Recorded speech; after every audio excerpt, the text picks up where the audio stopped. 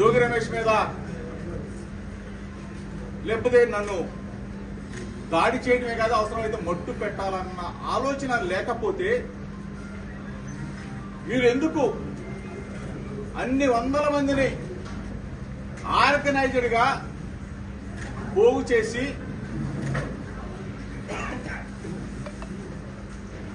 చంద్రబాబు నాయుడు కొడుకు లోకేష్ ఆదేశానుసారం కనుసన్నల్లో ఎంపీ కేశినేని శివరాజ్ చిన్ని ఆధ్వర్యంలో విజయవాడ నుంచి గుండాలు రౌడీలు పిక్ పాకెటర్స్ బ్లేడ్ బ్యాచ్ పంజా సెంటర్ రాణిగారి తోట సీతానగరం వైఎస్ఆర్ కాలనీ అన్ని చోట్ల నుంచి కూడా ఒక ప్రేరేపిత కుట్రగా ముందుగానే మీరు పక్కా ప్లాన్ చేసుకుని నా మీద దాడి చేయాలని నా కుటుంబం మీద దాడి చేయాలని ఇంత పన్నాగం ఒక ముఖ్యమంత్రి స్థాయి వ్యక్తి అతని కుమారుడు కనుసన్నల్లో ఒక బడుగు బలహీన వర్గాలకు సంబంధించిన జోగి రమేష్ మీద దాడి చేయాలని చెప్పేసి మీరు పథక రచన చేశారంటే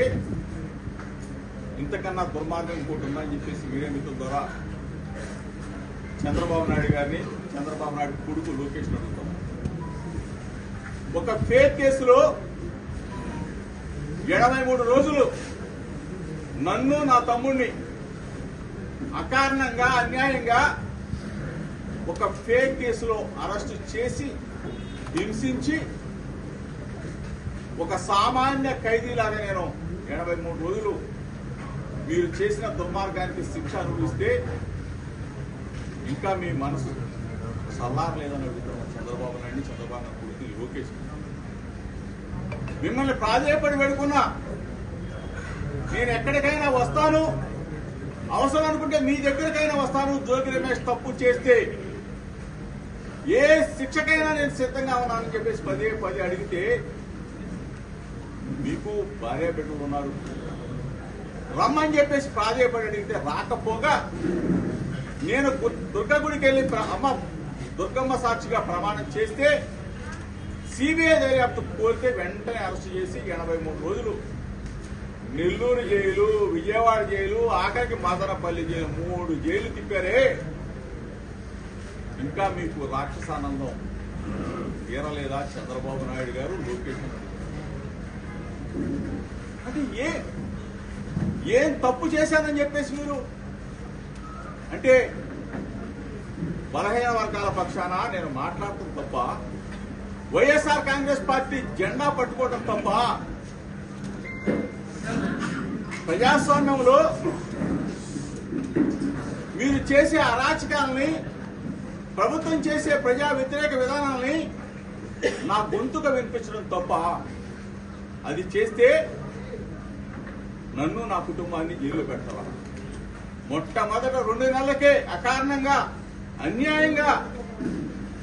అమెరికాలో ఇంజనీరింగ్ చేసి అక్కడ ఉద్యోగం చేస్తున్న నా కొడుకుని ఇక్కడికి election Jogi Ramesh గొంతుకని నొక్కేస్తే YSR Congress party గొంతుకని, YSR Congress party శ్రేణులని భయపెట్టాలని మీరు మీడియా మిత్రుల సమక్షంలో నిన్నంతా కూడా మీ ద్వారా రాష్ట్ర ప్రజలకు చూపించారు. ఏ విధంగా రాక్షసంగా, క్రూరంగా నా ఇంటి మీద